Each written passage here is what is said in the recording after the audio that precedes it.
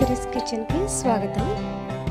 ఈరోజు సిరీస్ కిచెన్లో టమాటా కూర ఎలా తయారు చేయాలో చూద్దాం.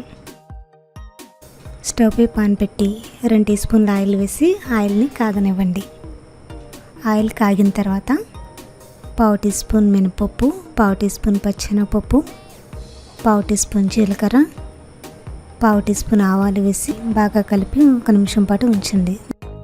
ఇందులో 2 ఎండుమిర్చి వేసి బాగా కలిపి 1 నిమిషం పాటు ఉంచండి. దినుసులు వేగిన తర్వాత కట్ చేసుకున్న ఉల్లిపాయ 1, పచ్చిమిర్చి 2 వేసి బాగా కలిపి 2 కరివేపాకు రెమ్మలు వేసి బాగా కలిపి ఉల్లిపాయలు మగ్గే వరకు మూత పెట్టి ఉడికించుకోండి. ఉల్లిపాయలు వేగిన తర్వాత 1 టీ స్పూన్ అల్లం వెల్లుల్లి పేస్ట్ వేసి బాగా కలిపి పచ్చివాసన పోయే వరకు 1 నిమిషం పాటు ఉంచండి. అల్లం వెల్లుల్లి పేస్ట్ స్మెల్ పోయిన తర్వాత ఇందులో 1 టీ స్పూన్ కారం, చిటికెడు పసుపు, రుచికి తగినంత ఉప్పు, 1/2 టీ స్పూన్ జీలకర్ర పొడి, 1/2 టీ స్పూన్ ధనియాల పొడి వేసి బాగా కలిపి 1 నిమిషం పాటు ఉంచండి.